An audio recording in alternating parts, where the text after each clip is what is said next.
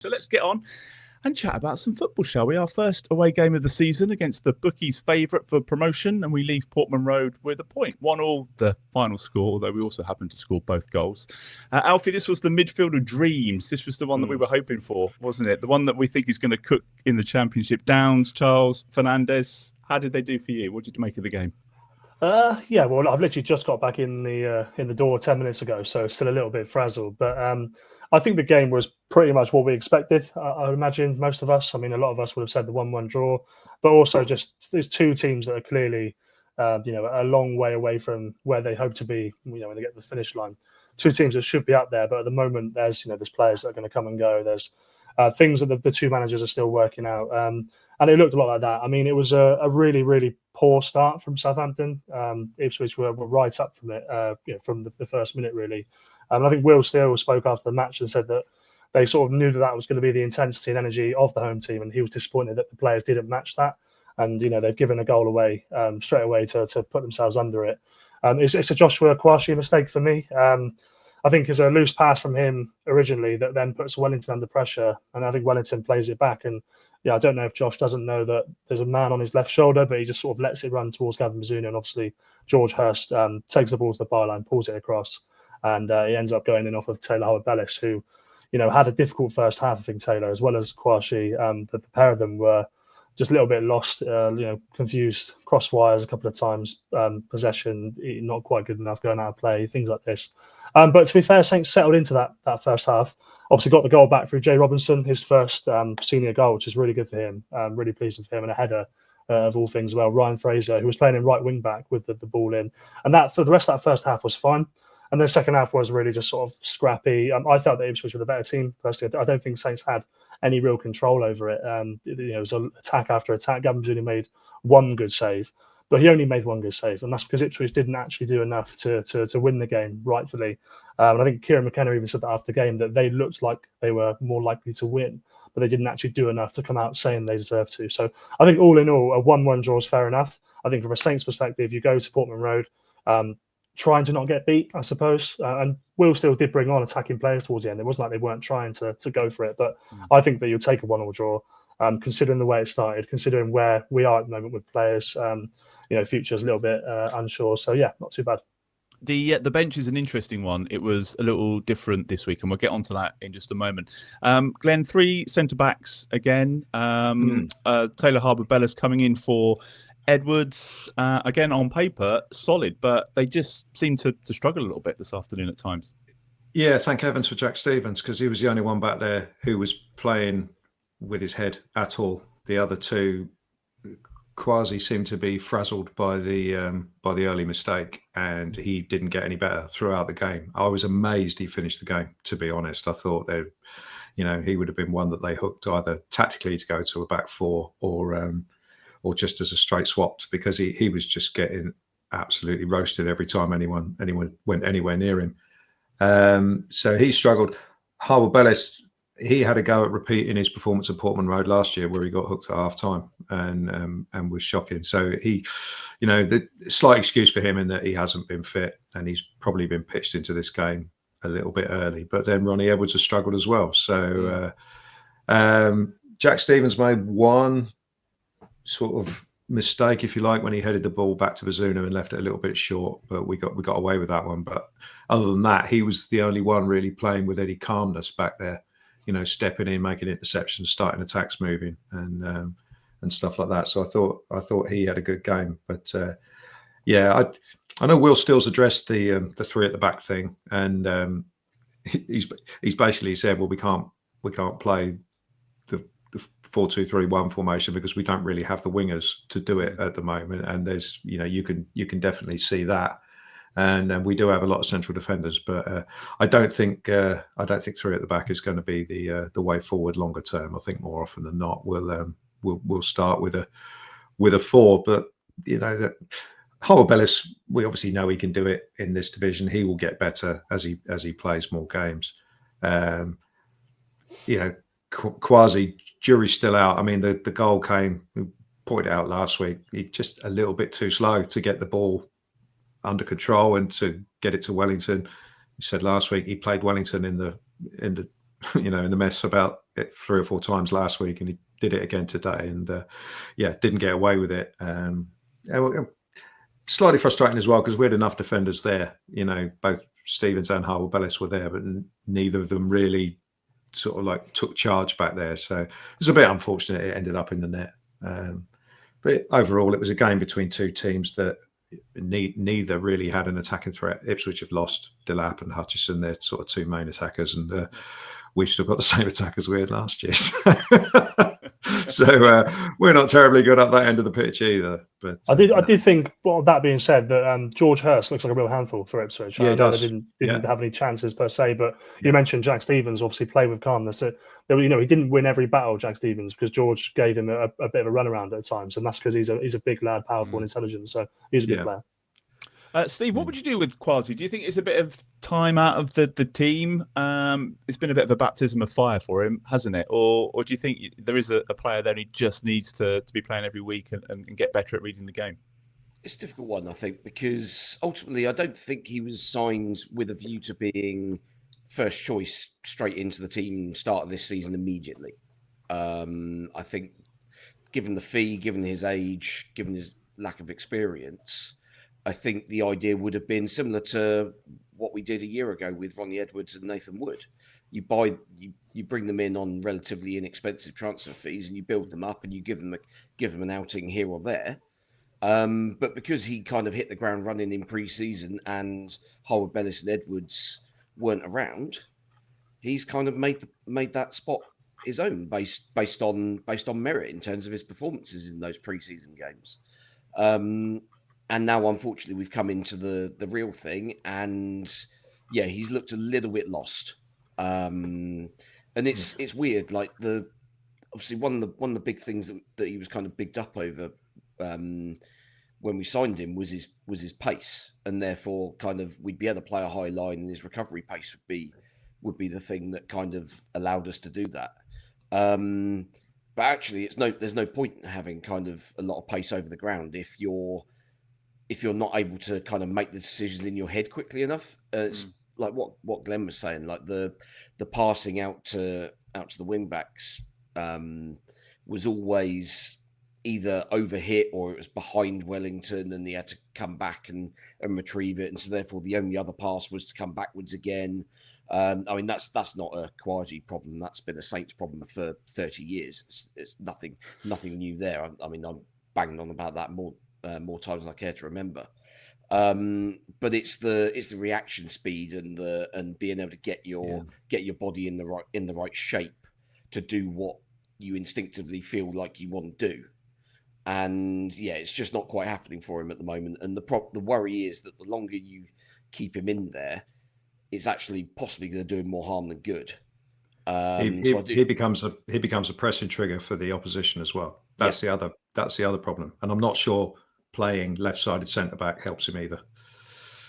Yeah, in his defence. No, probably not. So I suspect next week maybe another a different makeup for the back three, and he won't be in it. It was interesting though, like when at the time we made the Manning for Wellington substitution. I mean, obviously we're 80, 90 yards away on the other side of the ground, but it did look like Nathan Wood was getting his shirt on, ready to come on as well. So I don't quite know why that sub didn't happen. I mean, maybe I'm just going blind, but there were quite a few people around us who kind of seemed to point the same thing out. And then, as I say, it just didn't happen. So I don't know whether something triggered that sort of non-sub. I think ideally you'd always want to keep your centre backs kind of together as a unit. If you go and chop and change them, then markers and runners and things like that, it can breed more confusion at times. But I suspect next week, as I say, against Stoke, I think it'll be possibly Nathan Wood back into the fold. Were you surprised that Ryan Manning didn't start as well, Steve? That was probably the other one that we would have called ahead of the game. A little bit, but then he also played. I think he played the full 90, didn't he, on Tuesday at Northampton. So I wonder whether it was just a case that because he'd done that, and it was kind of almost planned. That they didn't want to put him through a full 90 where he's going to have to get up and down. It's a little bit different, I think, when you're playing as a fullback compared to a wing back, because with a wing back you do have to make a lot more of the attacking running. So yeah, maybe 3 games in a week as a wing back wasn't sort of on the cards, perhaps. But yeah, I mean, certainly based on his performance last Saturday. You'd have said, yeah, absolutely, he should be in as a starter now. But I don't know. I mean, maybe Wellington's got something about Portman Road, because obviously that was where he made his debut last season and was pretty good for the first half. Yeah. If I remember back in February, but we just didn't get the ball to him in the first half today. Really, that sort of big switch out to the left wing was on quite a lot, and I mean Harwood-Bellis usually isn't shy about playing that pass either, and yeah, for some reason he always sort of elected to go a little bit shorter, but yeah, I mean that's again a little bit of ring rustiness. Maybe we'll start to see those over the coming weeks. A little bit light of options as well on the bench, Alfie. Obviously, Stewart and Downs. Was it sickness? Was there any more said about that after the game? Because obviously, Stewart was supposed to be involved on Tuesday night, wasn't he? And then was taken ill as well. So I assume it might be the same thing that he's not recovered from. Yeah, I think it is the same thing. And obviously, Damien's got it as well. By the sounds of it, it sounds like a stomach issue. If you receive me, so I think it probably is something that hopefully they'll be over by the end of the week. But yeah, I mean, you look at the sort of number 9 options, and you take Ross Stewart and Damien Downs out of the equation, and you've got a completely different picture available. We went with Adam Armstrong up front again, and it's a weird one because Adam Armstrong, to be fair, he had a couple of chances against Wrexham as well. Didn't take them ultimately, which is paid to do, but he had a couple of chances. He had touches of the ball, and I feel like last season, whenever he played number 9, the season before, the problem was he never got involved in the game, never touched the ball, never did anything. I don't think that's been the case this time. So I'm not saying I think Adam Armstrong should be playing number 9 or is a solution. But today, he worked his socks off. He was pressing the goalkeeper a lot. He was in good areas. He was involved in the game up until he came off. So I don't think it was the worst sort of number 9 performance I've ever seen from Adam. But then the only option, I thought. Yeah, exactly. But then the only options you've got on the bench attacking wise, well, as you said, Tyler Diblin and Cameron Archer, neither of which are really the number 9s that you want in that type of game. So so they had nothing to aim for at the top end of the pitch. So yeah, without Ross and without Damien, it looks really light. And a lot of people started to say, "Oh, we need to buy number 9. We need to buy number 9." And I just can't see that happening. They've got 4 on the books. I can't see them buying number 9. Ross, it's not an injury, hopefully. So hopefully he'll be back. And Damien's a £7 million player. Yes, he's missed a couple of chances, but they put £7 million into him. They're not going to buy another one. So yeah, hopefully they're back next week. It's just a shame, Glenn, isn't it, that we offered nothing going forward, really. And it's just that's where it's really lacking at the moment. Yeah, I mean, and as you say, we're going to need some quality additions. We're in danger of ending up in the same boat as we ended up in last year, where our only sort of goal threat is an 18-year-old out of the academy. Last year, Tyler Diblin had to virtually carry the attack on his own, certainly in the first part of the season. And this year, Joe Robinson seems to, he's definitely got a bit about him, hasn't he? The way he just picks up the ball, wants to be positive all the time, runs at the goal. He could have been greedier on a couple of occasions and had a lash from the edge of the box instead of trying to feed someone in. But he's not really, up to this point in his career, been a goal scorer. He's been coming in off the left wing usually, and it's hard to work out what foot he favours as well, which is a good thing because there was one time he was going down the left and he didn't cross it and he cut it back onto his right foot, and there was another time where he just smashed it with his left foot without seemingly thinking about it. So he's obviously got confidence on both sides, but as we saw with Tyler last season, you can't rely on an 18-year-old to maintain, top of the division level form throughout a 46-game season. It's just not possible. So somewhere, one at least out of Stewart, Downs, Archer, Armstrong has got to step up and start sticking the ball in the net and looking like a threat, because you don't get promoted out of this league without at least one player who scores 20 goals. And I know Stewart and Downs haven't really been given a chance yet, but and it is only 2 games, and I think it possibly, it certainly would have been different off the bench had those 2 been available. We'd have had more of a shout of going direct at the end of the game, and then maybe we'd have got, maybe we'd have put them under a lot of pressure like we did with Wrexham last week. I mean, I don't think Ipswich were that great. They certainly didn't look like a team that's going to dominate the league. I know they've been pillaged a little bit of their forward players, which left them a little bit blunt. But on paper, they've still got a very good 11. And it's very similar to Saints, Yeah. I guess, in that you look at it on paper, it looks brilliant. I mean, the back four for them, obviously, Jacob Greaves, Dara O'Shea and Leif Davis. The three of them are top championship players. yeah, They lacked a midfield, didn't they, today? Until they brought that Kajust on, he got a massive ovation. So presumably he was their sort of best midfielder last year on loan. But then on the wings, Jack Clark, I think, gave Wellington a good game. And then the other side, his name slips me, but it's another top championship player. He was on the left. Philogene, exactly. Who tried a bicycle kick. There's been loads of attempted bicycle kicks this weekend in various games. So they've got a brilliant team, but I think it's the same with Saints. They are just not firing all cylinders yet. It's not clicking yet. Yeah. But the reverse fixture will look very different, I think. Yeah, it's like you were saying that the squads as well are going to look very different in a couple of weeks' time, aren't they? So there'll be some more. We'll have some comings in, hopefully, and I'm sure they will as well. Steve, were you surprised? Let's talk about Tyler Dibbling, obviously back in the squad and came on for a bit. Were you surprised to see him back in and back in the squad? Not hugely. I mean, if his head's in the right space and Will still thinks that he could offer something, then yeah, absolutely. I mean, at the end of the day, he's still a very good player, and for the time being, he's our very good player. So why not make the most of it while we still can? I mean, he was sort of involved in a few little bits and pieces in that second half, but I mean, it was a bitty second half, wasn't it? It was very scrappy. We'll presumably have a mention about the referee at some point in the next few minutes. Saving that for Glenn. But it's Dibbling was when he got involved. He had two players on him all the time. So as a team, you've got to use that to your advantage and then work the space elsewhere. And we weren't. I think back end of the game, we were a little bit tired, and it got pretty hot by the sort of closing stages of the second half. So understandably, our energy levels had dropped, and therefore we weren't able to kind of make the most of those situations. But yeah, I mean, he was absolutely fine, decent in possession, didn't give the ball away, kind of keeps the ball in tight spaces really well, as we know that he can do. So yeah, hopefully, I mean, at the end of the day, we're all kind of expecting that we're not going to get any more than 2 more weeks out of him. But why not use him to the fullest while we still can? Do we need him to start playing in the next couple of games, Alfie, just to remind some clubs that he's there? Because obviously we turned down the bid from Everton, and I assume they were hoping somebody else was going to come in, or it might provoke a little bit of interest. But if it doesn't, then they're going to want to cash in, aren't they, surely?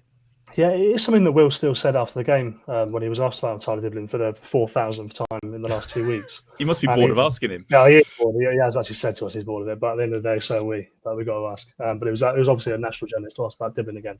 But he did sort of say, well, the best thing for Tyler is to be playing, training, to be ready for either us or for any other team, and ultimately to show that he deserves to get a move, basically.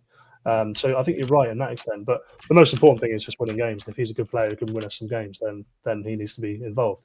Who he replaces in that starting 11, I don't know. I don't know if that happens. I would like to see that sort of Jay Robinson, Tyler Dibbling, and somebody who can actually sort of, as you say, put the ball in the back of the net up front at least once. But yeah, I'm not surprised that Tyler was back into the team. He's been training since I think it was Thursday, wasn't it? That he said he was back in.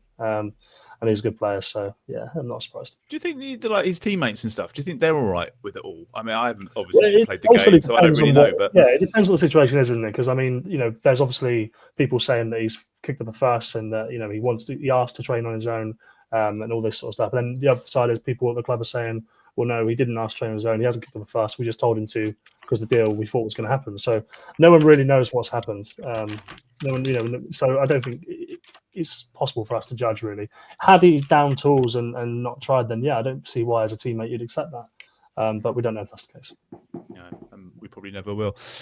Glenn, another terrible ref. I know we said last week that the championship's going to take some getting used to in terms of the referees, but this one, he's up there, isn't he? Bobby Madley, yeah, he's a legend in his own mind, this guy. So, I mean, the story goes, he was a Premier League referee, wasn't he, until about 2017 or 2018. I remember him refereeing one game we had up at Arsenal where it was 1-1, and he gave a penalty against Jose Font for nothing, for Giroud, backing into him in the 94th minute or something, and we lost that game because of him. I never liked him as a referee. He's one of those guys, a bit like Mike Dean used to be, who seems to think he's the most important person out there. Instead of facilitating the game, he tries to make it about him. And I thought he was shocking in the first sort of like half an hour. Just didn't seem to give anything correctly, both teams. And there was one particularly hilarious one where Flynn Downs, who seems to attract this sort of thing, got pushed over two-handed by Leif Davis, I think, fell on the ball, and he gave a handball against him. It's just crap. It's just crap refereeing. And I can't remember the exact incident, but there was one at the end of the first half that got given the other way that should have been an Ipswich free kick, and he gave it to us, and that was just garbage as well. So I thought both teams were trying to win despite the referee. I didn't really get the feeling with him that he was like the first half Wrexham. I thought the referee just wasn't giving us anything, and he just seemed to be giving anything to them. I didn't feel that about Bobby Madley. I just felt like he was just atrocious. So it's 3 out of 3 now, isn't it? Including the Northampton game, which we'll get onto later. But I'm really sort of quite determined not to moan too much about it this year, because I'd rather have this than the VAR Absolutely. Shambles. I mean, I watched the was it Friday night? I watched the game Liverpool-Bournemouth. Liverpool, and the first big handball. VAR error, come after 14 minutes where VAR said, it came off him. Yeah, but he then slapped the ball away with his hand. It's just like, And there was the Eze free kick today, which was ruled out, a match winner for Crystal Palace, ruled out for minimal contact in the wall. No, it wasn't. It wasn't about contact. That it was, the wall. You've as an attacking player, you've got to be at least a metre away from the wall. But they encroached on that, so that was what it was. Yeah, which they wouldn't have. The referee, he wouldn't have spotted it, would he? Or they wouldn't have seen it if it wasn't for VAR picking over it. So I get ruins the magic of the game. Splitting hairs, certainly. VAR will get better, especially when they start ruling on yellow cards and corners, which they're threatening to do. And every game will last about 2 weeks. It's just. So I'm happy putting up with crap officials this year. To be honest, we'll win some, we'll lose some. As long as if they're incompetent, then fine. But as long as they're not completely bent one way or another, then I'm happy to live with it, I think. So stop asking me about referees. I'm still not back in the habit of celebrating goals when they go in, though. When the equaliser went in today, you've still got that kind of like, is it going to be all right? Is it not? It's like, oh yeah, we're in the Championship. There was a huge delayed reaction from the away end to that as well, because from where we were, you couldn't actually tell that it had gone in, because he's headed it basically right through the keeper's legs. Yeah. Like from where we were, it looks as if he's just headed it straight at the keeper, and the keeper's just got it in his hands. And then all of a sudden, he's kind of jogging away, sort of nonchalantly to kind of cool celebrate. It was also like he didn't really know how to celebrate, was it? He wasn't quite sure. Like, what do I do? Do I just let everyone come over to me? Do I go over to them? There's like innocence about it. He actually looked across to the linesman as well. I think there was a bit of a delayed reaction with that as well. So for some reason, given that he came from very late to make that header. Oh, it's a great header. Yeah. Great header. We'll do player of the week and stuff in a minute. We're obviously going to preview the Stoke game as well. Any other bits on today? How much is £43 seat, Steve? All good? Well, I mean, there's no leg room there. It's just a crap away end. Disappointed to see a lack of boycotting of food and drink as well. Wow, to kind of make up with it. But it was hot, so people it was pretty hot. People needed water at least. So Are we generally kind of like saying unbeaten in 3, good point away from home? Is that kind of like the mood? Because I've seen a few people sort of going, that was terrible today. But am I right in saying the last time in the Championship we lost there? Was that the 3-2? Well, 96th minute, wasn't it? Where I mean, we should have been out of sight at half time in that game. Yeah.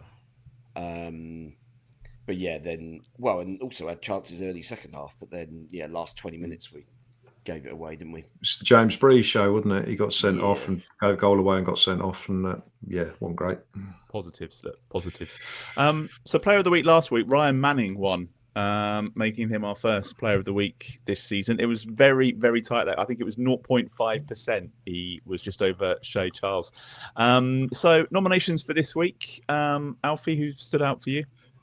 Well, if we'll take the tap in and go for the goal scorer, Jay Robinson. I think he had the sort of only half chance of the second half as well, really, when he sort of took around a few players and had a shot in the box as well. So, yeah, Jay for me. Steve? I think I'm going to go for Flynn Downs. I mean, he was basically everywhere. Absolutely no idea how he didn't get booked, must have given away at least 7 or 8 fouls. But it kind of goes to show the sort of game that Bobby Madley had, that he didn't notice the guy that was continually giving away these free kicks. I just always assume he does get booked now. Yeah, well, I mean, the odds are extraordinary as well. Like I think my mate was saying at half time that he's 3-1 to get booked, and so it's like basically 1 in every 4 games he's going to get a yellow, which kind of works out, I think, in terms of, because I think not last season, the year before, he got 17 over the course of the season, I think. So how much did the bookies make off your mate today? Well, he didn't. I don't think he put the money on in the end, or if he did, it was a tenner. But yeah, it's one of those. But yeah, Downs I thought was everywhere. Really, really good in midfield. Loads of energy, exactly what we need, and it allowed Charles and Fernandes to be slightly more creative on the ball. We know that, I mean, Downs can play, but he's so much better as kind of the sort of chief destroyer, and then lay it off to somebody else, and kind of sitting deep and holding the fort, really. So yeah, another good to see him back to that level. So we go Flynn Downs, Jay Robinson. I thought maybe Gavin Bazunu. I thought he had a good game. Glenn, anybody? Yeah, else? I thought Bazunu had a good game. I thought Stevens had a good game. And because our team is lacking somewhat in creativity at the moment, I love the fact that Ryan Fraser put that cross right on his head. Yeah. To me, I've got a crusade against this inverted winger thing. And I love it when you've got a right-footed winger on the right wing and he just doesn't have to think about it. Ball got played to him and he could just hit it first time. Get the ball in, and it's just like an absolutely perfect cross. So yeah, you could go, for me, you could go for Fraser for that, or for Bazunu or Stevens. If I had to pick one, I'd say Fraser.